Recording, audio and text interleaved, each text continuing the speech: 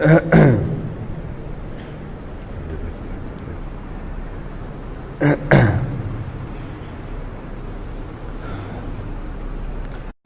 ہوں مجھے.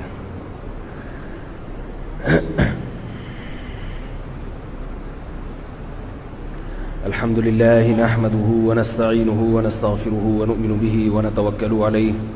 اس کی آواز ذرا تیز کر دیں. ونشهد أن سيدنا وحبيبنا وشفيعنا وسندنا محمدا عبده ورسوله صلى الله تعالى عليه وعلى آله وأصحابه وبارك وسلم تسليما كثيرا كثيرا. أما بعد فأعوذ بالله من الشيطان الرجيم. بسم الله الرحمن الرحيم. ومن أعرض عن ذكري فإن له معيشة ضنكا ونحشره يوم القيامة أعمى قال رب لما حشرتني أعمى وقد كنت بصيرا قال كذلك أتتك آياتنا فنسيتها وكذلك اليوم تنسى. قرآن مجید کی ایک آیت تلاوت کی ہے. اللہ تعالیٰ صحیح طرح سے بات کرنے کی، ہم سب کو سمجھنے کی، اور پھر ہم سب کو اس پر عمل کی توفیق عطا فرمائے. دنیا میں جتنے لوگ بستے ہیں، جتنے مذاہب ہیں، اور ان مذہب کے اندر جتنے فرقے ہیں، پھر ان فرقوں میں جتنی فرقیاں ہیں، ان سب کا ایک مشترک مسئلہ وہ سب کے ساتھ ہے. یہ ایک کامن مسئلہ ہے جو سب کے ساتھ. کچھ مسائل ایسے ہوتے ہیں جو کسی خاص طبقے کے ساتھ ہوتے ہیں. مثال کے طور پر کچھ مسائل ایسے ہیں جو صرف تاجروں کے ساتھ خاص ہوتے ہیں. تاجر پریشان ہوتے ہیں، عام آدمی کو اس سے کوئی تعلق نہیں ہوتا. کچھ مسائل ایسے ہیں جو سیاستدانوں کے ساتھ خاص ہوتے ہیں. اگر فوجی حکومت آ جائے سارے سیاستدان پریشان ہوتے ہیں. عامی لوگ نہ خوش ہوتے ہیں نہ پریشان ہوتے ہیں. کہتے ہیں چلو ہم نے تو ویسے ہی رہنا ہے، تو یہ آ جائے وہ آ جائے، آئے گا بھائی آئے گا، کوئی نہ کوئی تو آئے گا، یہ نعرہ لگاتے ہیں. کچھ مسئلے ایسے ہیں جو ہم سب کے ساتھ ہیں، اور وہ مسئلہ ہے پریشانی. ہر آدمی خوش رہنا چاہتا ہے. دنیا میں کوئی ایسا انسان نہیں ہے جو پریشان رہنا چاہتا ہو. کوئی ہے ایسا؟ اگر کوئی ایسا ہے تو پھر اس کے لیے آج کا بیان نہیں ہے. سمجھ رہے؟ ہر شخص کیا چاہتا ہے کہ میں خوش رہوں. پریشانی کوئی بھی نہیں چاہتا کہ میں پریشان ہوں. لیکن مسئلہ یہ ہے کہ پریشانی کو دور کرنے کے لیے وہ جو طریقے استعمال کرتا ہے ان طریقوں سے پریشانی بڑھتی ہے، کم نہیں ہوتی. یہاں تک سمجھ میں آ گئی بات؟ کیا خیال ہے بھائی؟ یعنی دعویٰ میرا سمجھ میں آ گیا؟ دعویٰ اس کی مثال ایسے ہے جیسے پرندے کو شکار کرنے کے لیے جب جال بچھایا جاتا ہے اور پرندہ اس جال میں پھنس جائے تو پرندہ اس جال کے جنجال سے نکلنے کی کوشش میں اور پھڑکتا ہے. پھڑپڑاتا ہے کہ نہیں پھڑپڑاتا؟ تو اس سے وہ جال کے اندر جال سے نکلتا ہے یا اور پھنستا چلا جاتا ہے؟ بولو بھائی. پھنستا چلا جائے. جتنا تڑپو گے جال کے اندر، جال گھسے گا کھال کے اندر. جتنا ہلے گا نا پرندہ جال کے اندر، جال اور اس میں پھنس جائے گا. تو دنیا پریشان ہے. لوگ ڈپریشن کے مریض بن رہے ہیں. اسٹریس ایک لوگوں کا ایک بہت بڑا مسئلہ بن چکا ہے. پہلے نہیں تھا، یہ پہلے یہ چیزیں نہیں تھیں۔ پریشانی کو دور کرنے کے لیے، اچھا پہلے میں پرندے کی مثال مکمل کر لوں کہ پرندہ جب پھڑ پھڑاتا ہے تو وہ اور جال کے اندر گھستا ہے۔ اگر وہ کسی عقل مند سے پہلے سے پوچھ لیتا کہ اگر میں کبھی جال میں پھنس جاؤں تو مجھے کیا کرنا ہے، پہلے سے تیاری کرتا، تو اسے بتایا جاتا کہ بڑی تمیز کے ساتھ ہلے جلے بغیر، دل تو بہت چاہے گا ہلوں، مگر ہلنے کے علاوہ ہر کام کرنا ہے، ہلنا نہیں۔ یعنی جس چیز کا سب سے زیادہ دل چاہے گا وہی کام نہیں کرنا۔ یہ پہلی شرط ہے جال سے نکلنے کی۔ بات آ رہی ہے؟ جال سے نکلنے کی پہلی شرط کیا ہے کہ جس کام کا سب سے زیادہ دل چاہے وہی کام نہیں کرنا، جبکہ پرندہ وہ کام کرتا ہے جس کا اس کا سب سے زیادہ دل چاہتا ہے، ہلوں نکلوں اور پھنسے گا۔ یہ تو شرط ہے، یہ علاج نہیں ہے۔ جیسے حکیم دوا دیتے ہیں نا، یہ گولی کھانی ہے بشرطے کہ چاول سے پرہیز، ٹھنڈے پانی سے پرہیز، وہ تو کرنا ہی کرنا ہے، اس کے بعد علاج شروع ہوگا۔ یہ جو لوگ عشق مجازی میں مبتلا ہو جاتے ہیں نا، عشق مجازی آج کل مارکیٹ میں بہت چل رہا ہے۔ موضوع کو آپ پکڑ کے رکھیں، کہیں پرندے والی مثال سے لے کے آگے چلوں گا، بات سے بات درمیان میں آتی ہے نا۔ عشق مجازی میں لوگ مجازی سمجھتے ہیں انسانوں کا عشق، اس میں آج کل پبلک بہت زیادہ مبتلا ہو رہی ہے۔ کوئی کسی کے اسٹائل پہ مر رہا ہے، کوئی کسی کی شکل پہ مر رہا ہے، کوئی کسی کی مسکراہٹ پہ مر رہا ہے یا مر رہی ہے۔ دونوں قسم کی چیزیں مارکیٹ میں بہت، کیونکہ فلمیں عام ہو گئیں، اور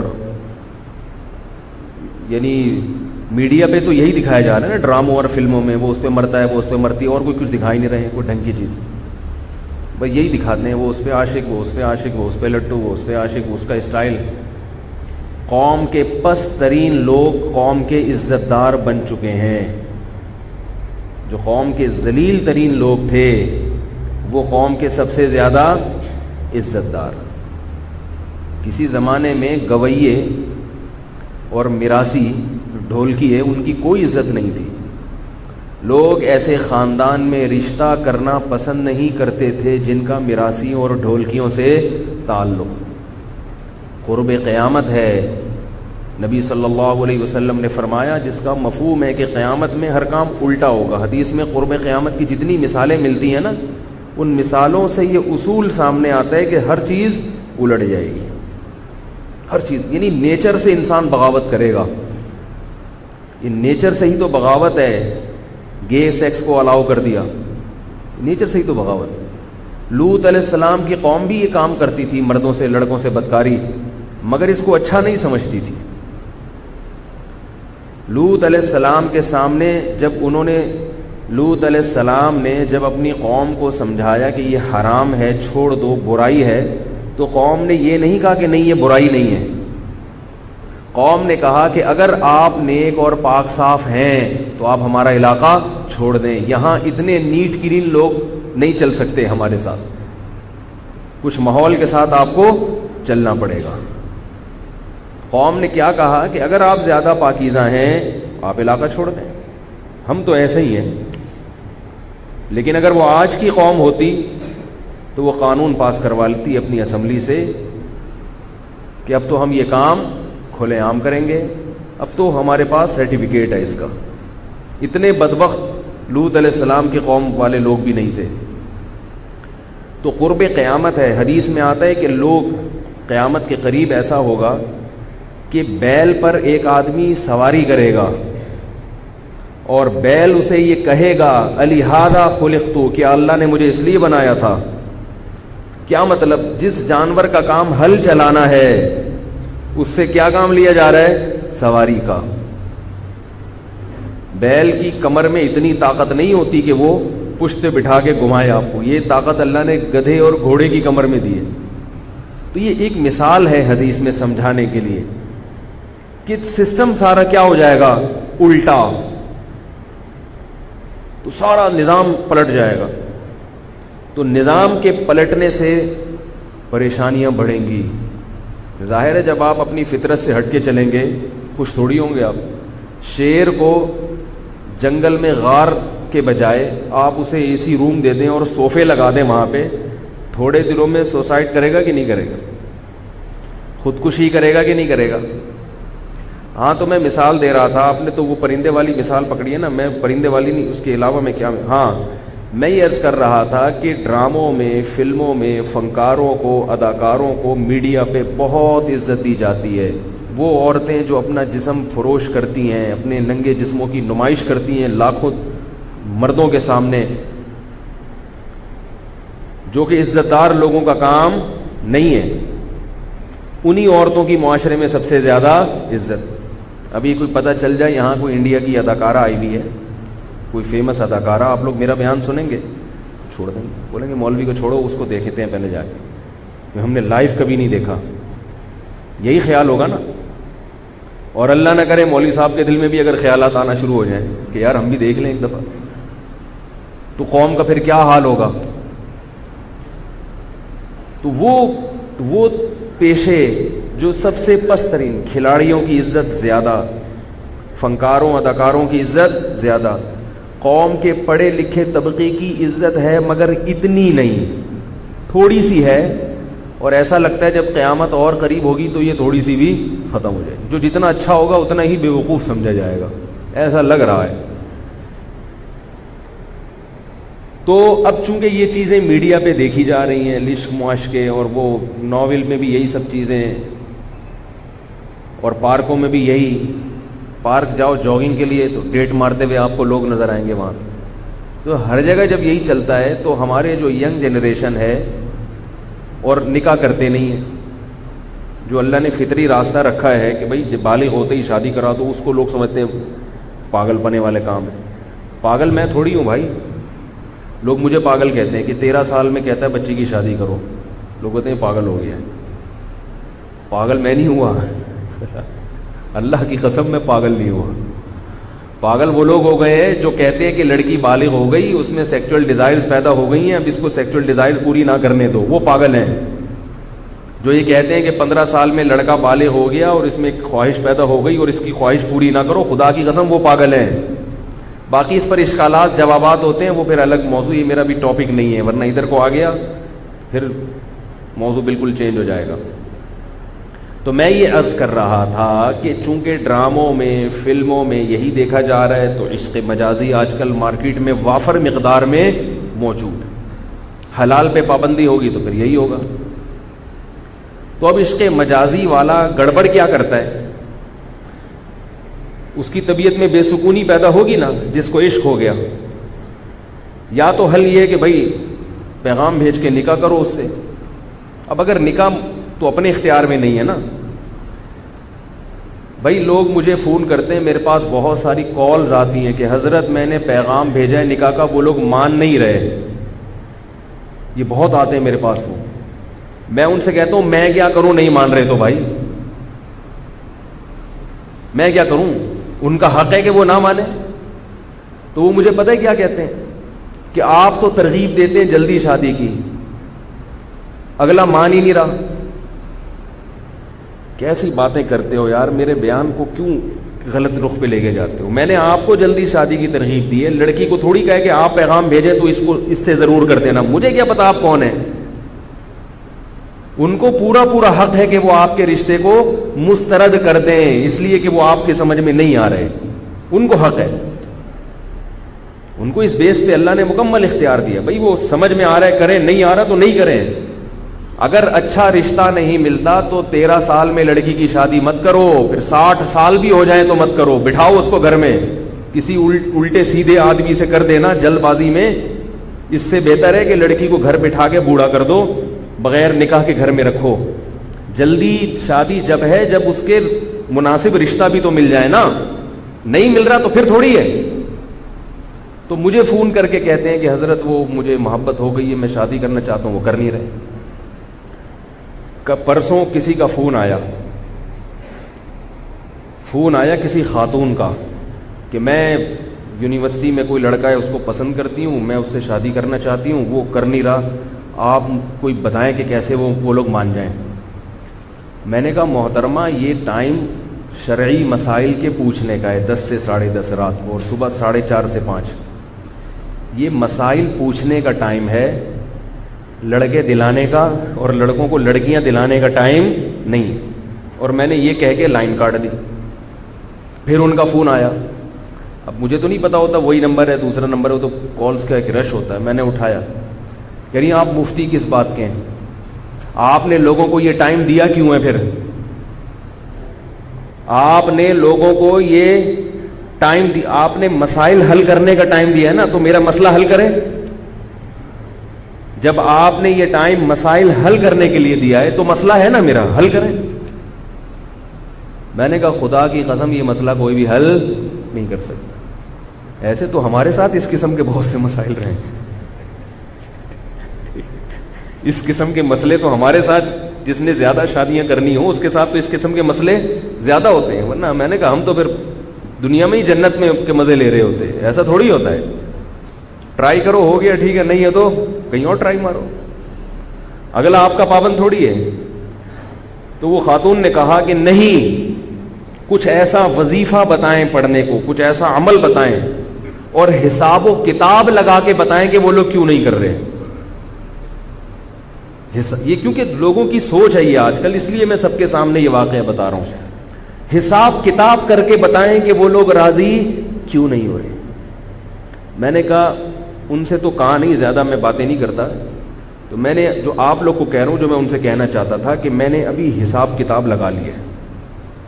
حساب کتاب میں آیا ہے کہ وہ اس لیے نہیں کر رہے کہ ان کو آپ لوگ پسند نہیں، ان کو آپ لوگ پسند نہیں، اس لیے نہیں کر رہے. حساب کتاب ہے.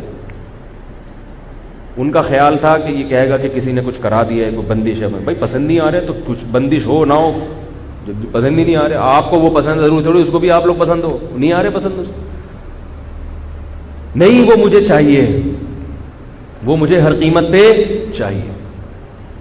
میں نے کہا عمل الانسان ما تمنا، قرآن کے الفاظ ہیں کہ انسان کو ضروری نہیں کہ وہ مل جائے جس کی وہ تمنا کرتا ہو. اس لیے کھجل خواری کے سوا کچھ بھی نہیں ہے، سوائے روڈ ناپنے کے کچھ بھی حاصل نہیں ہوگا. تو جب نہیں دے رہے اور کوئی ایسا وظیفہ نہیں ہے خام خواہ کہ، میں نے کہا جو وظیفے اگر اس طرح کے ہوتے تو وظیفے بتانے والوں کی سب کی وہیں ہوتی جہاں وہ چاہ رہے ہوتے. وظیفے بتانے والوں کی جو یہ وظیفے بتاتے ہیں نا آپ کو کہ یہاں ہو جائے گی وہاں ہو جائے گی، ان سے جا کے پوچھو تم جہاں چاہتے تھے وہاں ہوئی؟ نہیں ہوتی. اور اگر بالفرض ہو گئی تو یہ بہت سے بیزار ہوتے ہیں، تو یہ وظیفہ پڑھ کے جان کیوں نہیں چھڑا لیتے؟ یہ بھی اتنے ہی پریشان ہوتے ہیں، تبھی تو یہ وظیفے سینٹر کھول کے بیٹھے ہوتے ہیں. ان کو کہیں سے کچھ مل نہیں رہا ہوتا، انہوں نے کہا چلو وظیفہ سینٹر کھولو، وہیں سے کماؤ کچھ پیسہ ویسا یا لوگوں کو مائل کرو اپنی طرف. تو یہ جو عشق مجازی ہے آج کل مارکیٹ میں چل رہا ہے. واٹس ایپ کا زمانہ ہے، فیس بک کا زمانہ ہے، اس سے بڑے مسائل کھڑے ہو گئے اور ہر قسم کے طبقے میں یہ بیماری پھیل گئی ہے. تو اگر اللہ نے حلال آپشن رکھا ہے وہ لوگ مان جائیں تو نکاح ہے، نہیں ہے تو سوائے پریشانی کے کچھ بھی حاصل بولو نا بھائی نہیں ہو. اب اس پریشانی کا جو علاج ہے، جو عشق مجازی میں مبتلا ہوتا ہے، وہ اس کا علاج کیا کرتا ہے؟ پھڑکنا، تڑپنا، ہائے ہوئے بس مل جائے، کسی طرح بات کروں، کسی طرح اس سے کال کروں، کسی طرح میں رابطہ کروں. اس سے معاملہ ختم ہونے کے بجائے عشق کیا ہوتا ہے؟ اور پیدا ہوتا ہے. عاشق یہ سمجھتا ہے کہ تھوڑی بہت اگر میری ہیلو ہائے سلام دعا رہی تو میرے جذبات کنٹرول میں رہیں گے، حالانکہ وقتی کنٹرول میں آتے ہیں جذبات، معاملہ سدھرنے کے بجائے اور زیادہ بگڑتا ہے. بات نہیں آ رہی؟ تو جتنے بھی بزرگان دین ہیں عشق مجازی کا ایک علاج بتاتے ہیں. عشق مجازی ایک بیماری ہے، یاد رکھو. بیماری کو بیماری سمجھو گے تو علاج کرو گے نا. کسی کام کا نہیں رہتا آدمی، نہ آدمی کام کا رہتا ہے نہ عورت کام کی رہتی ہے. اور آج کل یہ مارکیٹ میں بہت زیادہ چل رہا ہے. تو عشق مجازی کا جو علاج ہے، کوئی بھی مبتلا ہو گیا ہو یہ علاج کرے. تو وہ علاج کیا ہے؟ وہ علاج سے پہلے علماء پرہیز بتاتے ہیں کہ کچھ چیزوں سے پرہیز کرو گے، اس پرہیز کے بعد پھر علاج ہوگا. یعنی وہ دوا جب اثر کرے گی جب پہلے پرہیز آپ کا، بول لو نا یار، مضبوط. اگر پرہیز نہیں ہے جتنی مرضی دوا کھا لو کچھ بھی نہیں ہوگا. اور وہ پرہیز جو ہے وہ علاج نہیں ہے. پرہیز کا مطلب کیا ہے؟ کہ دوا کے اثرات کی صلاحیت آپ کے اندر پیدا ہو جائے. جیسے ڈاکٹر بائی پاس کا جب آپریشن کرتے ہیں پہلے شوگر کو کنٹرول کرتے ہیں، بلڈ پریشر کنٹرول کرتے ہیں. تو یہ بلڈ پریشر کنٹرول کرنا علاج نہیں ہے. شوگر کنٹرول کرنا کا بائی پاس کا علاج یعنی دل کا علاج نہیں ہے یہ، بلکہ یہ دل کا جو اصل علاج ہے آپریشن، اس کی آپ کے اندر صلاحیت پیدا ہو جائے. جب وہ صلاحیت پیدا ہوگی تو پھر اس کا علاج ہوگا. ورنہ شوگر کا مریض، بلڈ پریشر کا مریض علاج کا اہل نہیں ہے، علاج کی اس میں صلاحیت نہیں ہے. اس کا سینہ پھاڑ دیں گے وہ ویسے ہی مر جائے گا. بات آ رہی ہے سمجھ میں؟ تو کسی کو بھی کہیں آنکھ مٹکا ہو گیا، پہلے تو میں یہ بتا دوں کہ یہ پیدا کیوں ہوتا ہے. یہ آنکھ مٹکے سے پیدا ہوتا ہے. آنکھ مٹکا سمجھتے ہیں؟ کوئی جھانک کا دیکھ لیا، کوئی باتیں کر لی، کوئی ہیلو ہائے فری ہو گئے. بھئی اللہ نے منع کیا ہے. اور خاص طور پہ جہاں دل زیادہ مائل ہو رہا ہے کسی نامحرم کی طرف، پھر اس سے بات چیت کرنا، دل بہلانا، ہیلو ہائے کرنا، مسکرانا، ہنسنا، یہ تو بالکل حرام ہے، بالکل ناجائز ہے. تو اس علاج کا جو سب سے پہلا درجہ ہے، جو علاج نہیں ہے بلکہ وہ پرہیز ہے. پہلے تو میں یہ بتاؤں اس بیماری سے نقصان کیا ہوتا ہے. تو اس پہ ایک شاعر کا شعر ہے، عشق نے اظہر نکما کر دیا ورنہ ہم بھی آدمی تھے کام کے. سمجھ آ رہی ہے بات؟ عشق نے ہم کو نکما کر دیا ورنہ ہم بھی آدمی تھے کام کے. یہ دنیا کا عشق ہے. اگر یہ اللہ کا عشق ہو تو اس کو پھر شاعر نے چینج کیا ہے. عشق نے اظہر کیا تھا وہ مجھے ذہن سے نکل گیا، مکمل کر دیا ورنہ ہم تو آدمی تھے نام کے. اللہ کی محبت اگر پیدا ہو جائے نا تو وہ نام کا آدمی کام کا آدمی بن جاتا ہے. مخلوق کی محبت پیدا ہوئی تو کام کا آدمی نام کا بن جاتا ہے. سمجھ رہے ہو؟ تو اگر یہ کسی نوجوان کو کہیں بھی، چاہے نوجوان نہ بھی ہو، بڑھاپے میں بھی بعض دفعہ ہو سکتا ہے، یہ کسی کو کہیں ہو گیا ہے، تو سب سے پہلا اسٹیپ کیا ہے کہ وہ علاج کے لیے اپنے آپ کو تیار کرے. وہ یہ سوچے اگر میں نے علاج نہیں کیا اس بیماری کا تو میں تباہ ہو جاؤں گا، اللہ کی محبت پیدا نہیں ہوگی، برباد ہو جاؤں گا. یہ چونکہ میرا موضوع نہیں ہے، جلدی سے اس کو سمیٹ کے میں اصل موضوع کی طرف آتا ہوں. دوسرا کام وہ یہ کرے کہ جس سے اس قسم کے جذبات ہیں، فیلنگ ہو رہی ہیں، فیلنگز، تو فوراً ہر قسم کا تعلق اس سے، بولو بھائی، ختم. بالکل تمام قسم کے تعلقات ختم. ایک بہت بڑے عالم ہیں، ان کا نام میں نہیں لوں گا، بہت اچھا بیان کرتے ہیں. تو کسی خاتون کا فون آیا کہ مجھے کچھ ان کے بارے میں فیلنگز ہو رہی. عالم ہیں لیکن بڑا زبردست، بڑے مشہور عالم ہیں. تو میں نے ان سے کہا آپ سب سے پہلے ان کا بیان سننا چھوڑیں، عالم کا بیان بھی چھوڑ دیں. گلوکار کے گانے جیسے چھوڑے جائیں گے ایسے ہی ایسی خاتون کے لیے اس عالم کے بیان کو بھی چھوڑنا لازم ہے. چھوڑ دیں، کیونکہ بیان کے اثرات کم ہو رہے ہیں، خود ان کی اپنے اثرات، ان کی اپنی پرسنالٹی کے اثرات زیادہ ہو رہے ہیں. ہم ایک پنجاب میں ایک بہت بڑے خطیب تھے، بہت خوبصورت آواز تھی ان کی، ان کا بھی نام نہیں بتاؤں گا، سب جانتے ہیں لیکن اچھا نہیں. بہت خوبصورت آواز تھی، بڑا پیارا بیان کرتے تھے. اس وقت ویڈیو بیانات نہیں ہوتے تھے، آڈیو چلتے تھے. تو ایک خاتون کا ہمارے حضرت کے پاس فون آیا کہ میں ان کی آواز پہ لٹو ہو گئی ہوں. لٹو سمجھتے ہیں؟ لٹو اس قسم کے موقع پہ آدمی پہ گھومنے لگتا ہے نا، تو لٹو ہو گئی ہوں. اور صبح سے لے کے رات تک، رات سے لے کے صبح تک انہی کے بیان چل، صرف آواز میں دلچسپی تھی ان کو. تو حضرت نے فرمایا اس خاتون سے آپ ان کے بیان سننا چھوڑ دیں، بالکل پابندی ختم. سخت پابندی لگا دی, ساری کیسٹیں نکال دیں ان کی گھر سے. تو جس سے عشق ہوا ہے کسی مرد کو عورت سے یا عورت کو مرد سے, تو سب سے پہلے اس سے ہر قسم کا تعلق, بولو بھائی, ختم. اس پہ تکلیف ہوگی, یاد ستائے گی, اسٹائل یاد آئیں گے, مسکرانا یاد آئے گا, آنے دیں. کسی کے یاد آنے پر گورنمنٹ کی طرف سے کوئی پابندی نہیں ہے. اس سے پریشان نہ ہو کہ یار یہ یاد, میں نے تو تعلقات ختم کر دیے, اب بھی وہ یاد کیوں آ رہا ہے یا آ رہی ہے, کیوں ہو رہا ہے. اس پہ کوئی گناہ نہیں ہے کیونکہ یہ غیر اختیاری ہے. اللہ کی رحمت ہے کہ گناہ اختیاری چیزوں پہ ملتا ہے, غیر اختیاری چیزوں پہ گناہ, بولو بھائی, نہیں ملتا. جو چیز اختیار میں نہیں ہے اس پہ گناہ بھی نہیں. تو آنے دی, یاد آئے. یہاں تک کہ اس محبوب کی یاد میں گھٹ گھٹ کے مر بھی گئے تو بھی کوئی گناہ نہیں ہے, کیونکہ یہ مرے اس لیے کہ تعلق ختم کیا ہے اس سے. اگر اس سے مل جاتا اور خوشی میں مر جاتے تو جہنم میں جاتے ہیں, غلط طریقے سے اگر مل جاتا ہو. نہیں ملا اور غم میں مر گئے, ثواب ہے, کیونکہ آپ نے اللہ کی خاطر ایک غم اٹھایا ہے, ثواب ہے. تو تعلق ہر قسم کا ختم. اور ایک چیز کیش کرا لیں اس وقت, بڑی پیاری مثال دی ہے حضرت حکیم الامہ مولانا اشرف علی تھانوی رحمہ اللہ نے. اس لیے تو ان کو حکیم کہا گیا ہے نا کہ ان کی کلام میں حکمت کی باتیں ہیں. جو لوگ حکیم الامہ پہ اعتراضات کرتے ہیں نا, ان سے بولو تم اپنا کوئی بزرگ دکھاؤ ہمیں, تم اپنا کوئی صدیوں میں تمہارے باپ داداؤں میں کوئی بزرگ گزرا ہو تو دکھاؤ. جن کا کوئی بزرگ ہی نہیں ہوتا نا, ان کو دوسروں کے بزرگوں پہ اعتراضات ہوتے. ہمارے کم از کم بزرگ تو ہے نا, سلسلہ ہے ہمارا, ان پہ اعتراضات بھی ہوتے ہیں کیونکہ ظاہر ہے وہ انسان تھے, ان سے غلطیاں بھی ہوئی ہیں. ہم نے کب کہا کہ وہ فرشتے ہیں یا وہ پیغمبر ہیں, لیکن بزرگ ہیں.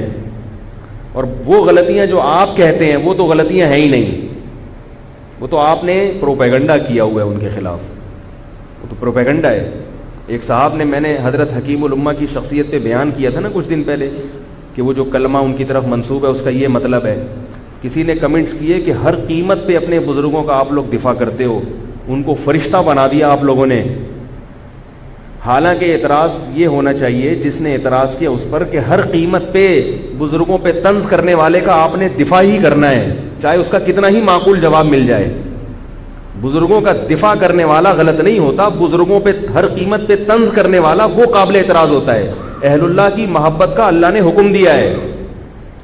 صحیح حدیث ہے, من عادی لی ولیا فقد آذنتہ بالحرب, جو میرے کسی دوست سے دشمنی کرے گا میرا اس کے خلاف اعلان جنگ ہے. صحیح حدیث ہے. کسی کا بزرگ ہونا, اللہ والا ہونا ثابت ہو جائے تو پھر اس سے ہمیں محبت کا حکم ہے. اور یہ بات یاد رکھو, سعید ابن مسیب رحمہ اللہ تعالی بہت بڑے تابعی گزرے ہیں, یہاں تک کہ کہا جاتا ہے کہ تابعین میں سب سے اونچا مقام سعید ابن مسیب کا ہے. ایک قول ہے یہ,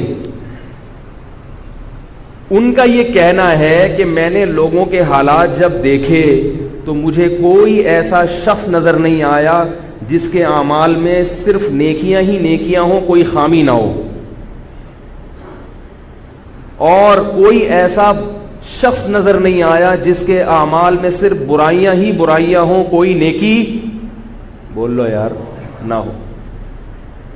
تو فرمایا کہ اب میں نے اچھائی اور برائی کا جو معیار بنایا کہ اچھا کون ہے برا کون ہے, اس کا جو کرائیٹیریا ہے وہ یہ نہیں ہے کہ جس کے 100% اچھا ہو وہ اچھا ہے اور برا وہ ہے جو 100% برا ہو.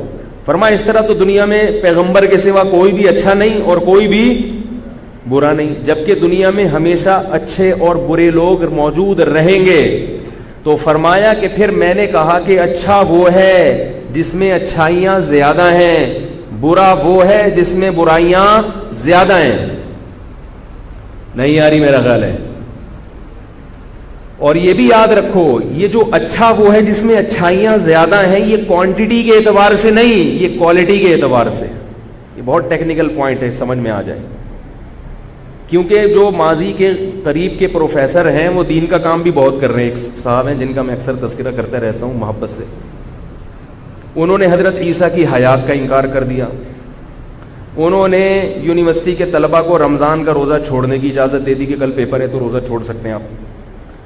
ٹھیک ہے نا, اس قسم کی بہت ساری چیزیں مارکیٹ میں لے آئے وہ. انہوں نے جنت کی حوروں کا انکار کیا. انہوں نے کہا یہی دنیا کی عورتیں ریپیئرنگ کے بعد آپ کو وہاں ملیں گی. ہم یہ کہتے ہیں کہ یہ والی بھی ریپیئرنگ کی ملیں گی, اور اللہ نے جنت کی مٹی سے بھی الگ سے حوروں کو بنایا ہوا ہے جنتیوں کے لیے, وہ بھی ملیں گی. سب ملے گا انشاءاللہ, بس پہنچ جائیں وہاں پہ آپ کسی طریقے سے, وہ بھی ملیں گی. انا انشأناہن انشاء فجعلناہن ابکارا, فرمایا ہم نے ان کو وہیں سے بنایا بالکل اور ان کو کنواری بنا دیا. لم یطمثہن انس قبلہم ولا جان. ابھی کھلکھلائی آئی ہے آپ لوگ کے چہروں. ابھی دیکھو ایسے پورا بیان سنو گے تو بات کرنے میں مزہ آئے گا. ایسے مرجھائے مرجھائے بیٹھ رہے تھے, بوڑھے بھی خوش ہو رہے ہیں, جوان بھی خوش ہو رہے ہیں ماشاءاللہ. تو لم یطمثہن انس قبلہم ولا جان, اللہ فرماتے ہیں جنتی جب اس کو چھوئے گا تو وہ پہلا شخص ہوگا, اس سے پہلے نہ کسی جن نے اس عورت کو چھوا ہوگا نہ کسی انسان نے. تو یہ سب جنت کی عورتوں پہ یہ چیزیں فٹ آتی ہیں, دنیا کی عورتوں پہ یہ فٹ نہیں آتی. دنیا کی عورتوں میں کچھ پاک دامن بھی ہوتی ہیں, اور جیسے میں نے بتایا تھا نا, آج کل جو سب تو نہیں ہے لیکن جو ماحول بن رہا ہے, ایک آدمی نے کہا کہ میں ایسی لڑکی سے شادی کروں گا بہت عفیف پاک دامن. جب نکاح ہوا تو خود کے درجنوں لڑکیوں سے چکر بازیاں تھیں. لڑکی ایسی چاہیے تھی کہ بالکل جس نے کبھی دنیا میں اپنے محرم کے علاوہ کوئی مرد ہی نہ دیکھا ہو. بھائی جیسے خود ہو اس قسم کی تلاش کر لو. تو جب نکاح ہوا تو بیگم سے کہا کہ بیگم آج سے تم میری کائنات, مقصد اس کا سہیلیوں کے نام نہیں تھا, کائنات سے مراد ہی نہیں کائنات, آج سے تم میری کائنات, تم میری مسرت یعنی میری خوشی بھی تم ہی میری کائنات ہو, تم ہی میری راحت ہو, تم ہی میری مسرت ہو. وہ سمجھی کہ اپنی گرل فرینڈز کے نام بتا رہے ہیں, یعنی سب کو چھوڑ دیا, آج سے سب کائنات بھی میری تم, مسرت بھی میری تم, اور راحت بھی تم. تو وہ کہتی ٹھیک ہے, آج سے غفار بھی تم, ستار بھی تم, کلیم بھی تم, آج سے وسیم بھی تم, سلیم پان والا بھی تم, وسیم کباڑیا بھی تم, سب تم. وہ حیران ہو گیا بھائی یہ کیا کر رہی ہے بھائی. تو یہ تو دنیا میں ہو رہا ہے. اللہ نے جنت کی عورت کے بارے میں کیا کہا, لم یطمثہن انس, اور غامدی صاحب کہتے ہیں کہ یہی والی, صرف یہی والی ملیں گی. تو ہم کہتے ہیں یہ والی بھی ملیں گی انشاءاللہ, ریپیئرنگ ہوگی ان کی جیسے کہ آپ کی بھی ریپیئرنگ ہوگی. اور پھر انشاءاللہ جنت کی کچھ مخصوص عورتیں ہیں جو اللہ نے مشک و عنبر سے بنائی ہیں. حور مقصورات فی الخیام, خیموں کے اندر اللہ نے ان کو ہمیشہ کے لیے بند کر دیا ہے. اور یہ کس کو ملیں گی, جب بات چل پڑی ہے تو تھوڑی سی میں مکمل کر لوں, یہ ملیں گی کس کو, یہ بڑا اہم موضوع ہے. دنیا میں اس قسم کی عورتیں کس کو ملتی ہیں, پیسہ جس کے پاس ہو. کأنہن الیاقوت والمرجان, اللہ فرماتے ہیں اتنی خوبصورت جیسے یاقوت اور مرجان. بیض مکنون, چھپائے ہوئے انڈے جیسے ہوتے ہیں نا, کوئی داغ دھبا نہیں ہوتا. حور عین, خوبصورت آنکھوں والی, گورے رنگ والی, بہت اللہ نے کواعب اترابا, خوبصورت جوان. یہ ساری صفات اللہ نے جنت کی عورت کی بیان کی. اگر اس ڈیزائن کی کوئی عورت دنیا میں ہو تو وہ کس کو ملتی ہے, غریب کو ملتی ہے. روکڑا ہوگا تو مل جائے گی, کیا خیال ہے. آپ کی ڈیزائننگ کیسی بھی ہو, پیسے ہیں تو ہر قسم کا پیس آپ کے لیے اویلیبل ہے. ہم نے دیکھا ہے اپنی زندگی میں, کالا کلوٹا, ٹیڑھی میڑھی ناک, بوڑھا, اور بڑی خوبصورت لڑکی سے اس کی شادی ہوئی کیونکہ جیب میں پیسے تھے. عربوں میں تو بہت ہوتا ہے, کہتے ہیں بڈھے بڈھے لوگ جوان لڑکیوں سے شادی کرتے ہیں پیسوں کی بیس پہ. آخرت میں ان حوروں کی قیمت کیا ہے, وہ اللہ نے قرآن میں بیان کی. تتجافا جنوبہم عن المضاجع, وہ لوگ کہ رات کے آخری حصے میں ان کے پہلو ان کے بستروں سے جفا کرتے ہیں. کیسی عجیب آیت ہے. یہ موضوع چینج تو ہو رہا ہے لیکن کیا کریں, دنیا کا عشق ہے نا آج کل, تو اس عشق سے ہٹنے کا یہی ہے کہ اس کا آلٹرنیٹ حوروں کا سوچ لیا کرو. اور وہ حور ملے گی کیسے, رات کے آخری حصے میں جب بستر بہت زیادہ محبوب ہوتا ہے، دنیا کا ہر طبقہ چاہے کتنا ہی دیر سے سونے کا عادی ہو، رات کے آخری حصے میں تو وہ بھی بستر سے وفا کرتا ہے اور بستر سے جا کے چپک جاتا ہے۔ سارے چور اچکے ڈاکو، گٹر کے ڈھکنوں پہ بیٹھنے والے، پان گٹکے کھانے والے، وہ بھی 2:30 3 4 بجے اٹھ کے گھروں کو چلے جاتے ہیں۔ اللہ فرماتے ہیں ہمارے نیک بندے اس وقت جب لوگ بستر سے چپک رہے ہوتے ہیں، اللہ کی خاطر یہ لوگ بستروں کو چھوڑ رہے ہوتے ہیں، اور پھر اس وقت میں اٹھ کے اللہ کو خوف اور محبت میں پکارتے ہیں۔ اپنی بدعمالیوں کا خوف بھی ہوتا ہے اور اللہ سے جنت کی امیدیں بھی ہوتی ہیں۔ فرض نماز تو پڑھتے ہی ہیں، اللہ کی خاطر یہ اضافی کام کرتے ہیں، تو اللہ نے فرمایا وَمِمَّا رَزَقْنَاهُمْ يُنْفِقُونَ، اور دن میں پیسہ خرچ کرتے ہیں اللہ کی محبت میں۔ آپ کو ایسے لوگ بھی ملیں گے جو بہت پیسہ خرچ کر رہے ہیں مساجد میں، مدارس میں، لیکن عبادت میں پیچھے ہیں۔ ایسے بھی ملیں گے نماز روزے کے بڑے پابند، لیکن پیسہ خرچ کرنے میں کنجوس۔ اللہ فرماتے ہیں کہ دونوں صفات اگر جمع کر لیں، عبادت کی کثرت اور خوب اللہ کی راہ میں مال خرچ کرنا صرف اللہ کے لیے، دکھانے کے لیے نہیں دنیا کو، تو اللہ فرماتے ہیں فَلَا تَعْلَمُ نَفْسٌ مَّا أُخْفِيَ لَهُم مِّن قُرَّةِ أَعْيُنٍ، کسی نفس کو خبر نہیں ہے کہ ان لوگوں کی آنکھوں کی ٹھنڈک کا کیسا سامان ہم نے چھپا کے رکھا ہوا ہے۔ چھپانے کا ذکر اس لیے کیا کہ اگر اللہ پردے اٹھا دے تو پھر ساری دنیا اسی لائن پہ، اسی ٹریک پہ چلنا شروع ہو جائے گی۔ چھپی ہوئی چیزیں ہیں، جن کا غیب پر ایمان ہے، اللہ کے وعدوں پر یقین ہے، وہ یہ قربانیاں دیتے ہیں۔ جن کا یقین نہیں ہے وہ اس کو دنیا کی فضول ترین حرکت سمجھتے ہیں۔ فجر کے فرض نہیں پڑھے جاتے، وہ رات کو تہجد کہاں سے پڑھیں گے؟ وہ سمجھتے ہیں مولوی لوگ اور یہ تبلیغ والے بیوقوف ہوتے ہیں، خام خامے صبح اٹھ کے بیٹھے ہوئے ہوتے ہیں۔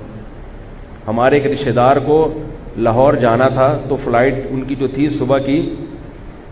صبح 6 بجے کی فلائٹ تھی، تو انہوں نے اپنا ٹکٹ کسی اور کو دے دیا۔ بولا میں صبح 6 بجے نہیں اٹھ سکتا بھائی، میں 11 بجے ہی جاؤں گا۔ آپ صبح 6 بجے چلے آئیں، ہم 11 بجے سے پہلے فلائٹ مس کروا دی انہوں نے کہ میں نہیں جاؤں گا۔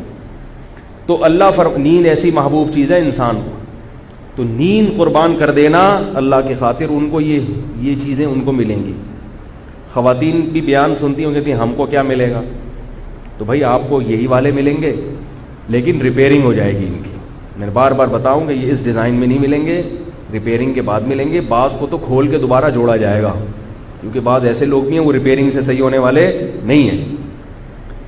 سمجھ آ رہی ہے بات؟ تو خیر، میں یہ عرض کر رہا تھا کہ اگر اس طرح کا کسی کو ہو گیا ہے تو اس کا علماء بزرگان دین علاج کیا بتاتے ہیں کہ پہلا تو یہ ہر قسم کا تعلق اس سے ختم کر دیا جائے، پھر بھی اگر اور جان کر اس کے بارے میں سوچا نہ جائے۔ یہ نہیں کہ لیٹے میں رات کو تو پھر اسی کے تصورات، دن میں بھی اسی کے خیالات، جان کر غیر اختیاری آ رہے ہیں تو، اور اپنے آپ کو مصروف رکھیں۔ جو آدمی مصروف رہتا ہے اس کے پاس ان فضولیات کا ٹائم نہیں ہوتا۔ میں نے دیکھا ہے جو مصروف زندگی گزارتے ہیں ان کو عشق معاشقے نہیں ہوتے۔ صبح اٹھیں، ایکسرسائز کریں، نماز پڑھیں، اپنا نہائیں دھوئیں، تلاوت کریں قرآن کی، پھر جو آپ کا کام ہے مطالعہ کریں، اسٹڈی کریں، آفس کے کام نمٹا دیں، صبح 9-10 بجے چلے جائیں، پھر دوپہر تھکے ہوئے آدھا گھنٹہ قیلولہ کر لیں، پھر اپنا کام نمٹا کے گھر آئیں، پھر کوئی ایکٹیویٹیز اپنے لیے رکھ لیں، تفریح کی بھی ایکٹیویٹیز رکھ سکتے ہیں۔ تو سارا دن مصروف رہیں گے، فضولیات کے لیے آپ کے پاس ٹائم بولو نا یار نہیں ہوگا، زندگی اچھی گزرے گی آپ کی۔ مصروف آدمی کبھی ڈپریشن کا مریض نہیں بنتا، ڈپریشن کے مریض ہمیشہ فارغ لوگ بنتے ہیں، الا ماشاء اللہ کبھی اللہ کی قدرت ہو تو ایک الگ بات ہے، اللہ مصروف کو بھی بنا دیتے ہیں، لیکن عام طور پر ایسا نہیں ہوتا۔ تو پہلا حل کیا ہے عشق مجازی کا کہ اس سے ہر قسم کا تعلق ختم کر دیا جائے۔ دوسرا مسئلہ یہ ہے، ہاں حکیم الامہ کا میں واقعہ بتا رہا تھا کہ حکیم الامہ رحمہ اللہ تعالیٰ فرمایا کرتے تھے کہ عشق مجازی میں اگر کوئی مبتلا ہو جائے تو وہ بہت جلدی اس محبت کو ریپلیس کر کے اللہ کی محبت اس کی جگہ ڈال سکتا ہے، عام آدمی کے لیے ڈالنا مشکل ہے۔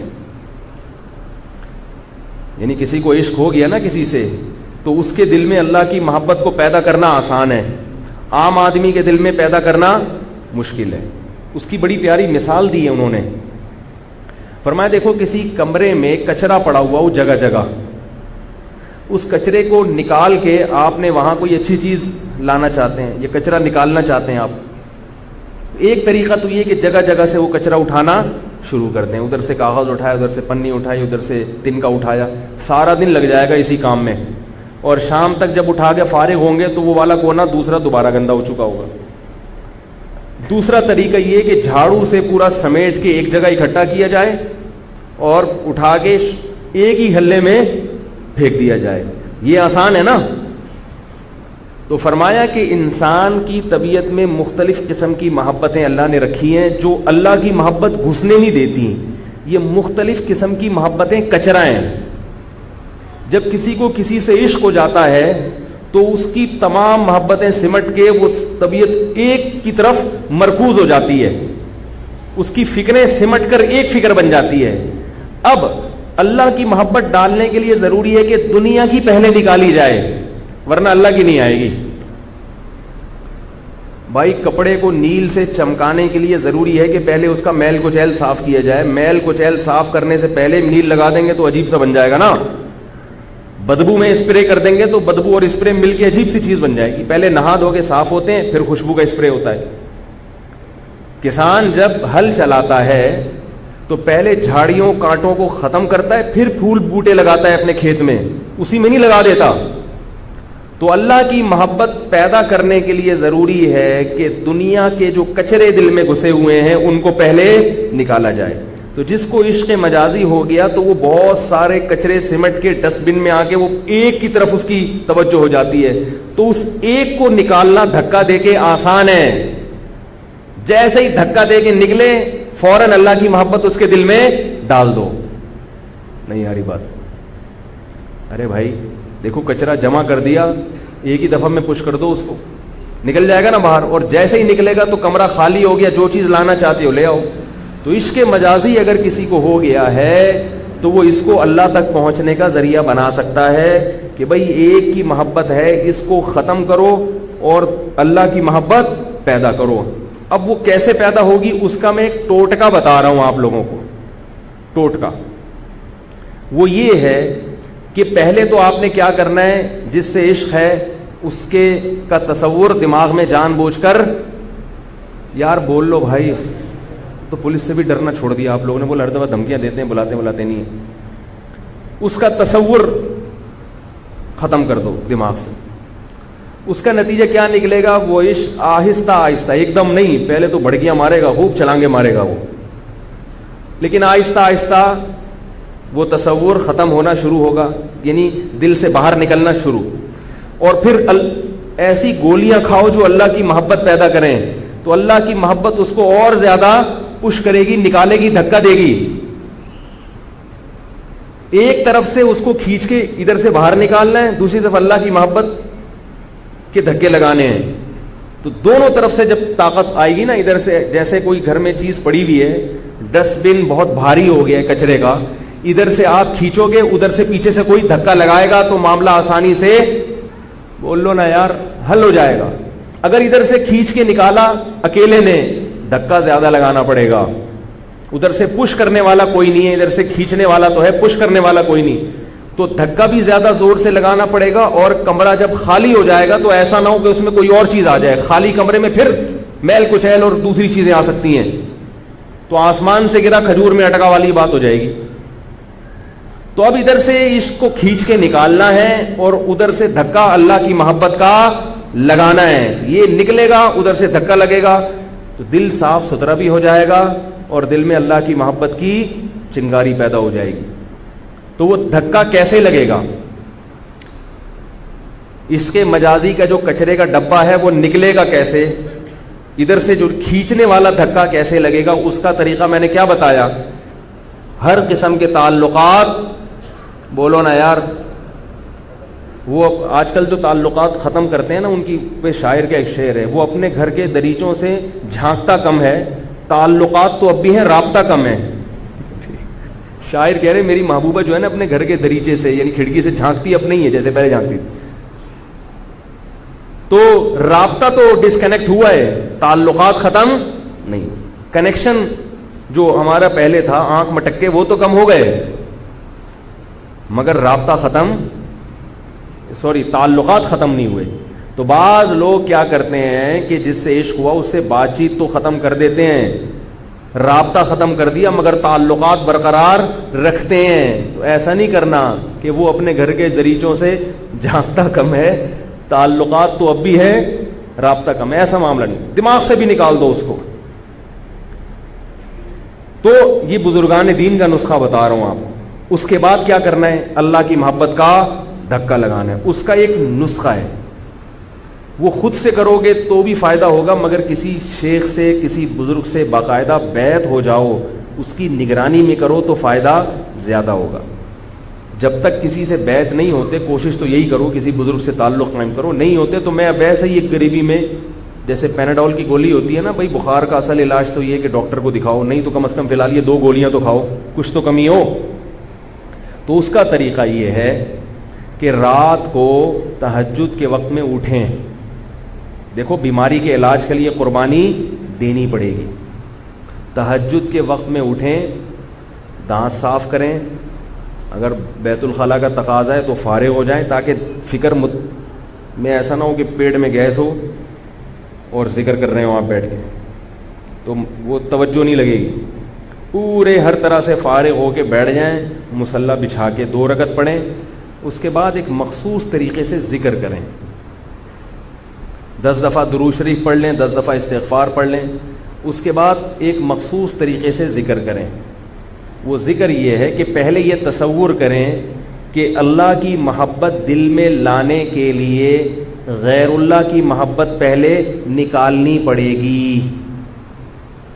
یہ استحضار کی چیزیں اب گھر جا کے نا اپنی ڈائری میں لکھ لینا. یہ پورے اسی ترتیب سے آپ نے یہ کام کرنا ہے. جو بھی عشق میں مبتلا ہو گیا ہے، اللہ کی محبت دل میں ڈالنے کے لیے اللہ کے علاوہ کی محبت پہلے، بولو نا یار، نکالنی پڑے گی. اس کے لیے 2 مثالیں سوچیں.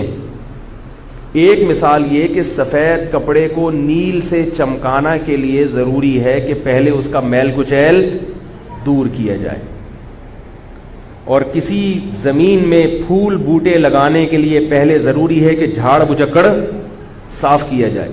تو میرے دل میں جو بہت سارے جھاڑ بجکڑ مردار کی محبت جمع ہو گئی ہے، جس سے عشق ہوتا ہے وہ مر جائے تو جاؤ گے اس کے ساتھ قبر میں؟ ہے بھائی؟ تو ایسی دنیا ہے یہ. آج جو اچھا لگ رہا ہے 10-20 سال کے بعد نہیں لگے گا اچھا. دادا دادی نانا نانی بن جائے گا وہ. پھر وہ کہے گا بھی نہیں میں آپ سے ملنا چاہتا ہوں. آپ کہیں گے میرے پاس آپ کے سے ملنے کے علاوہ ہر چیز کا ٹائم ہے، مل نہیں سکتا میں آپ سے. یہ سب تھوڑے دنوں کے بعد یہ ڈسٹیمپر ختم ہونے والا ہے. یہ جو ڈسٹیمپر اللہ نے کر دیا نا، تو وہ سب ڈسٹیمپر کیا ہوگا؟ آہستہ آہستہ ختم. پھر دیکھو کون عشق کرتا ہے. قبر میں کیڑے پڑ جاتے ہیں. ایک بزرگ تھے نا، وہ ان کا جو غلام تھا وہ بزرگ ہی کی باندی پہ عاشق ہو گیا. باندی بزرگ کی عاشق کون ہو رہا ہے؟ غلام ہو رہا ہے. تو بزرگ سمجھ گئے کہ یہ روزانہ گھلتا جا رہا ہے. تو انہوں نے علاج یہ کیا. اس زمانے کے لوگ اچھے ہوتے تھے. انہوں نے اپنے بزرگ کو بتا دیا حضرت میں عاشق ہو گیا اور میرا دماغ خراب ہو رہا ہے، طبیعت سیٹ نہیں ہے میری. تو ان بزرگ نے یہ کیا کہ باندی کو جمال گوٹا کھلانا شروع کر دیا. جمال گوٹا کبھی کھائیے گا بھی نہیں. اس سے اس کو موشن ہونا شروع ہوئے. تو جتنا گند تھا نا وہ بالٹی میں جمع کرتے رہے، جو اس کا گند نکلتا تھا. جب وہ بالٹی بھر گئی، باندی کی تو ایسی کی تیسی ہو گئی. اس کی تو ہڈیاں نکل آئیں، ساری چہرے کی رونق ختم. تو پھر انہوں نے اپنے غلام سے کہا جاؤ جا کے اس باندی کو دیکھو، اب بھی اچھی لگ رہی ہے. اس نے جا کے دیکھو، اللہ کی پناہ حضرت مجھے یہ نہیں چاہیے. تو انہوں نے اس کو وہ بالٹی دکھائی، بولا اس کے اندر سے یہ نکلا ہے جس کی وجہ سے یہ ایسی ہو گئی. یہ جب تک اندر تھا یہ گند جب تک اس کے اندر تھا تو تم عاشق تھے. یہ گند نکل آیا ہے تو اس کا مطلب تم اس پہ عاشق تھے. یہ جو بالٹی میں گند نکلا ہے نا، یہ تھا. جب تک یہ اندر تھا تو بہت اچھی لگ رہی تھی. یہ ہے دنیا. جتنے فلموں کے ہیرو ہیروئن ہوتے ہیں ان کا بڑھاپا بھی تو دیکھا کرو. جوانی میں تو بڑے اچھے لگ رہے ہوتے ہیں، تھوڑا بڑھاپا دیکھو. ان کے بڑھاپا دیکھا کرو، پھر پتہ چلے گا کہ کون کیا ہے. تو یہ عشق ایسی چیز نہیں ہے کہ جس کو ضرورت سے زیادہ فری کرایا جائے، لفٹ کرایا جائے. تو دو مثالیں سوچنی ہیں، سمجھ رہے ہیں؟ ایک مثال یہ کہ جب تک دل سے دنیا کی محبت کا کباڑ نہیں نکلے گا، اللہ کی محبت کا نور پیدا نہیں ہوگا. اور اس کے لیے دو مثالیں، سفید کپڑے کے نیل والی اور بولو نا یار کسان والی. یہ مثالیں سوچ کے اس نظریے کو پکا کریں گے، بیٹا یہ تو کرنا ہی ہے، گند نکالنا ہے. اس گند کو لے کے قبر میں نہیں جانا، قبر میں صرف اللہ کی محبت لے کے جانی ہے. اس کے بعد ذکر کرنا ہے، گردن جھکائیں، لا الہ الا اللہ. لا الہ میں گردن کو یہاں کھینچنا ہے. لا الہ کا مطلب کوئی معبود نہیں، اور یہ تصور کرنا ہے کہ میرے دل میں جتنی محبتیں نکال کے باہر پھینک رہا ہوں میں. اور پھر گردن واپس لانی ہے، الا اللہ. الا اللہ کا مطلب صرف اللہ. الا اللہ اتنی زور سے دل پہ مارنا ہے کہ یہ تصور ہو کہ اللہ دل کے اندر گھس رہا ہے. یہ کم سے کم 200 مرتبہ کرنا ہے. آئی بات سمجھ میں؟ 200 مرتبہ. اب اس پہ بہت سے کلپ آنا شروع ہو جائیں گے میرے خلاف. قرآن و حدیث سے اس کا ثبوت دکھاؤ. یہ کون سا ذکر آپ لوگوں نے نکالا ہے قرآن و حدیث سے اس کا؟ بولو نا یار. تو میں نے کہا کلپ آنے سے پہلے ہی اپنا کلپ ڈال دیں ہم، کیونکہ لوگ توپیں اور بندوقیں لیٹے ہوئے بیٹھے ہوتے ہیں میرے خلاف. جیسے ہی کوئی بات فوراً دبا. قرآن و حدیث سے اس کا کوئی ثبوت نہیں ہے.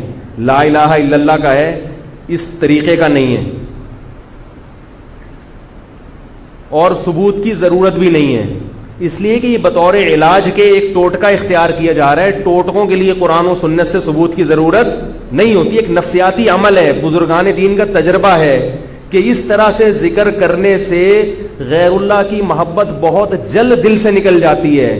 اس کے لیے قرآن و سنت سے ثبوت کی ضرورت نہیں ہے، کسی ماہر نفسیات ڈاکٹر سے ثبوت کی ضرورت ہے. اس سے پوچھ لیں، وہ کہے گا ہاں جب یہ تصور کرو گے تو ہو جائے گا ایسا.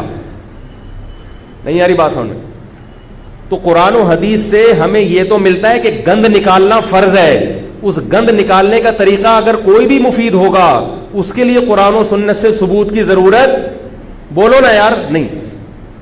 گند نکالنا تو دل سے ضروری ہے یا نہیں ہے؟ دل سے یہ جو دنیا مردار کی محبت کے گٹر دل میں ہے، یہ گٹر جلدی سے نکل جائیں. تو اگر کوئی ایسا طریقہ اختیار کیا جائے جس میں فائدہ زیادہ ہو رہا ہے تو وہ فائدہ مقصد ہوتا ہے، وہ طریقہ مقصود نہیں ہوتا. اس کو اگر مقصد سمجھ کے کرو گے کہ یہی طریقہ مقصد ہے، جیسے کہ بہت سے لوگ کرتے ہیں. اب خانقاہوں میں بعض خانقاہیں ایسی بھی ہیں جہاں بیٹھے ہوئے مسٹنڈوں کی طرح ضربے لگائے چلے جا رہے ہیں، مگر عملی لحاظ سے کیا ہے؟ زیرو. اس کا مطلب وہ اسی کو مقصد سمجھتے ہیں، وہ عملی تربیت کو مقصد سمجھتے ہی نہیں ہیں. اور بعض لوگ یہ بھی کہتے ہیں کہ نبی کا یہ طریقہ ہے تو یہ غلط ہے، نبی پر بہتان مت لگاؤ، نبی نے یہ طریقہ نہیں سکھایا. یہ ایک علاج ہے، علاج کے لیے ثبوت کی ضرورت نہیں ہوتی. کہ نفسیاتی عمل ہے، اس نفسیاتی، کیونکہ آپ جب بار بار تصور کرو گے کہ دل سے غیر اللہ نکل رہا ہے اور اللہ دل کے اندر داخل ہو رہا ہے، تو آہستہ آہستہ آپ کو اپنے دل میں نرمی محسوس ہونا شروع ہوگی، اور یہ تصور پھر آپ کا بندنا شروع ہو جائے گا. 24 گھنٹے بندے گا پھر یہ تصور. کسی بھی عمل کو کنٹینیو کچھ وقت تک کیا جائے تو وہ دماغ پھر اس کے لاشعور میں چلا جاتا ہے. وہ دماغ کے آئی بات سمجھ میں؟ لاشعور میں چلا گیا تو یہی تو دماغ میں گھسانا ہے کہ دماغ میں جو گند بھرا ہوا ہے اس کو نکالو، جو بھرنے کی چیز ہے اس کو بھرو اس کے اندر. تو اس عمل سے فائدہ بہت ہوتا ہے، مگر اس کو سنت نہ سمجھو. آئی بات سمجھنے کی علاج ہے، علاج کے طور پر اس کو کرنا چاہیے. اور اجتماعی سطح پہ نہ کیا جائے یہ کہ 5-6 مسٹنڈے بیٹھ گئے، وہ ہو ہا مسجدوں میں شور کر رہے ہیں. تنہائی میں رات کو بیٹھو اور بس اپنے طور پر اتنی ہلکی آواز ہو، تھوڑی آواز ہو تو فائدہ زیادہ ہوگا. کیونکہ جب آواز ہوتی ہے، ذکر بالجہر شریعت میں پسندیدہ نہیں ہے، آہستہ ذکر پسندیدہ ہے. مگر جہر میں اگر علاج ہو رہا ہے، علاج کی نیت سے کہ توجہ لگتی ہے اس میں، تو پھر جائز ہے. اصل ذکر کیا ہے شریعت میں؟ آہستہ، زور سے ذکر نہیں. لیکن یہاں چونکہ علاج ہے تو بولنے سے کیا ہوتا ہے؟ تصور زیادہ بیٹھتا ہے نا. بھائی توجہ زیادہ لگتی ہے. تو اس لیے یہاں صوفیاء کرام کہتے ہیں کہ تھوڑی آواز کے ساتھ کرو تاکہ توجہ زیادہ لگے, اور اگر بالکل تنہائی میں کر رہے ہو, کوئی ڈر نہیں ہے, پھر بے شک زور زور سے کر لو, پھر بے شک زور زور سے. تو اس سے فائدہ کیا ہوگا کہ ادھر سے جب الا اللہ کی ضرب لگے گی نا, الا اللہ, صرف اللہ, صرف اللہ, صرف اللہ, صرف اللہ, صرف اللہ, تو یہ کیا ہوگا کہ دل میں جو کچرے کا ڈبہ ہے اس کو یہاں سے پیچھے سے کیا کر رہا ہوگا, یہ پش کر رہا ہوگا, نکل لو یہاں سے, نکل چل. وہ جو جتنی انٹیاں ونٹیاں گھسی ہوئی ہوں گی وہ ساری آہستہ آہستہ کیا ہوں گی, نکلیں گی. دولت کی محبت بھی نکلے گی, دنیا میں جہاں کا شوق, عزت کا شوق, یہ سب چیزیں آہستہ آہستہ مارکیٹ, دل کی مارکیٹ سے شارٹ ہونا شروع. اور ادھر پرہیز بھی چل رہا ہے. تو تھوڑے دنوں میں انشاءاللہ جو دنیا کی محبت ہے نا وہ کیا ہو جائے گا, ریپلیس ہو کے اس کی جگہ کیا آ جائے گی, اللہ کی محبت. سمجھ رہے ہو؟ ابھی بھی سمجھ میں نہیں آئی تو آپ بتا دیں. رینجرز رہ گئی, پولیس بھی ہو گئی, آرمی بھی ہو گئی, رینجرز کا ابھی تک میں نے حوالہ نہیں دیا, لیکن میں بھی اگر رینجرز کا میں نے شروع کر دیا تو آپ کے دل سے پھر رینجرز کا خوف بھی نکل جائے گا جیسے پولیس کا نکل گیا. تو میں نے اس کو کسی بڑے دھمکی کے لیے بچا کے رکھا ہوا ہے. تو یہاں تک سمجھ میں آ گئی بات. تو یہ عشق مجازی کا جو ہے نا ایک علاج ہے, لیکن جب یہ کسی کی نگرانی میں ہوتا ہے تو فائدہ زیادہ ہوتا ہے. اپنے طور پر نہ پابندی ہوتی ہے, تو اس لیے کسی بزرگ سے باقاعدہ بیعت ہو جاؤ, اور جو لوگ بزرگوں کے خلاف کیچڑ اچھالتے ہیں تو ان سے بولو تو پھر آپ ہی کوئی بزرگ بتا دو ہم کو, یہ والے تو سارے غلط کر دیا آپ نے. وہ جو انجینئر صاحب ہیں نا وہ کہتے ہیں یہ بھی غلط وہ بھی غلط, ان سے بولے پھر آپ بتا دیں کوئی صحیح والے بزرگ ہمیں. تو وہ فوراً پتہ ہے کیا کہ یہ قرآن و سنت کی طرف آؤ, بزرگوں کے راستے پر مت چلو. تو اس سے بولے اس کا مطلب ہے کہ قرآن و سنت پر چلنے والے آج تک کوئی بزرگ پیدا ہوئے ہی نہیں ہے. پہلی مرتبہ آپ اسلام میں ایک تجدیدی کام کر رہے ہیں کہ لوگوں کو قرآن و سنت کی طرف لے کر آ رہے ہیں. گویا 1400 سال میں وہ ممکن ہے کہہ دے کہ ہاں بہت گزرے ہیں, تو ان سے کہو ابھی کوئی ہیں. اگر وہ کہنا ابھی نہیں ہے تو یہ تو پھر صریح حدیث کی مخالفت ہے. لا یجتمع امتی علی ضلالۃ, نبی نے فرمایا میری امت گمراہی پہ جمع نہیں ہوگی. ہر دور میں بزرگان دین موجود رہیں گے. ایسا نہیں ہے کہ کل کا ایک بچہ اٹھ کے وہ ایسا بزرگ بن جائے کہ آپ کہیں یہ ہے, باقی سارے معاذ اللہ بے وقوف ہیں, ان کو تو کچھ بھی نہیں آتا. ایسا نہیں. ایسا کریں گے تو کوئی بھی نہیں آئے گا, یعنی اسلام کی طرف کوئی بھی نہیں آئے گا. کوئی غیر مسلم کہے گا تمہارے پوری دنیا میں ایک ہی آدمی ہے جو نیک ہے, باقی اور وہ بھی انجینئر ہے جس کا یہ شعبہ ہی نہیں ہے.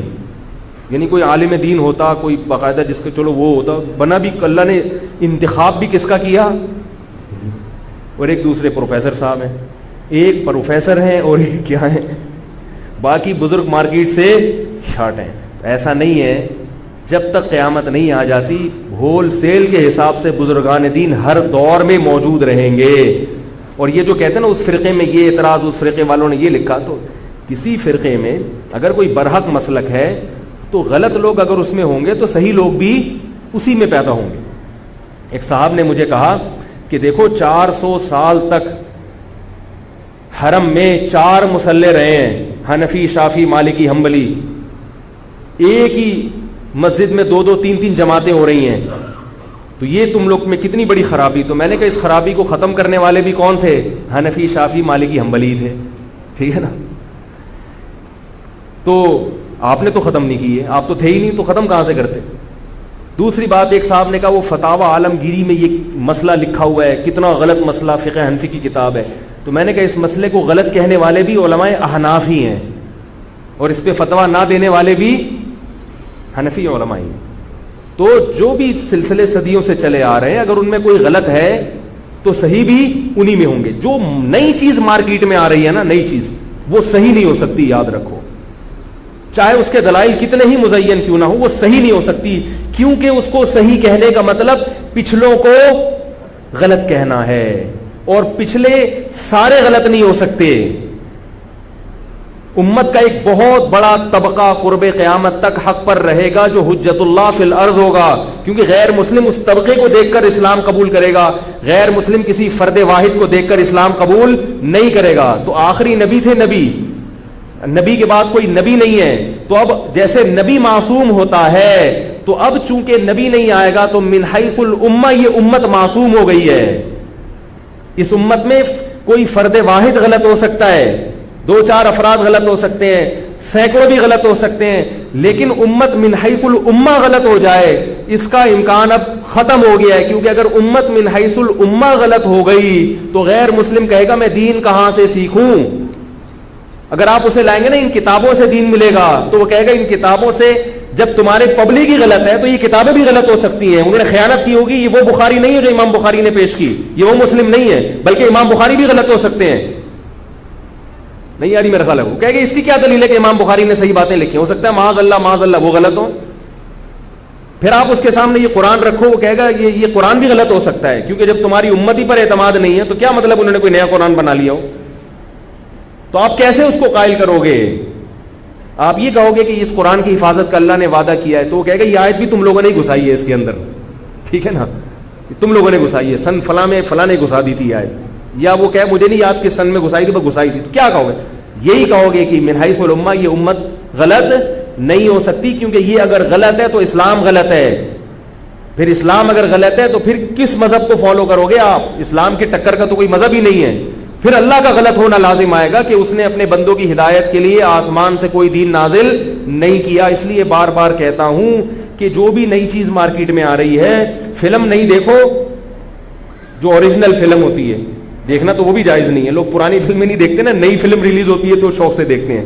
لیکن اس قسم کی جو فلمیں آ رہی ہیں نا اسلام کے نام پہ، ان کو دیکھنے کی چندہ ضرورت بولو نا یار نہیں. بولے آپ پہلے اپنا نسب پیش، جو بھی آ رہا ہے نا قرآن و بخاری مسلم کی بات کر رہے ہیں، بولے تم اپنا پہلے نسب پیش کرو. اس مذہب پہ جس پہ تم چل رہے ہو، اس مسلک پہ تم سے پہلے کون چلا ہے؟ آئی بات سمجھ میں؟ تم سے پہلے کون چلا ہے؟ تو اس مسلک پہ، اور وہ جو چلا ہے تو اس سے پہلے کون چلا ہے، وہ جو چلا ہے تو پھر اس سے پہلے کون چلا ہے. یہ سلسلہ محمد صلی اللہ علیہ وسلم تک ملنا چاہیے. اگر نہیں ملتا اس کا مطلب یہ نئی فلم مارکیٹ میں آئی ہے دین اور مذہب کے نام پر. اس فلم کو دیکھنے کی، جیسے اس فلم کو دیکھنا گناہ ہے، اس فلم کو دیکھنا اس سے زیادہ بڑا گناہ ہے. سمجھ رہے ہو کہ نہیں سمجھ رہے؟ اللہ تعالیٰ سمجھنے کی، عمل کرنے کی توفیق عطا فرمائے. وہ موضوع رہ گیا، اگلے ہفتے مجھے یاد دلائیں، پھر میں انشاءاللہ اس کو لے کے چلوں گا. سبحانک اللہم و بحمدک، نشہد ان لا الہ الا انت، نستغفرک و نتوب الیک.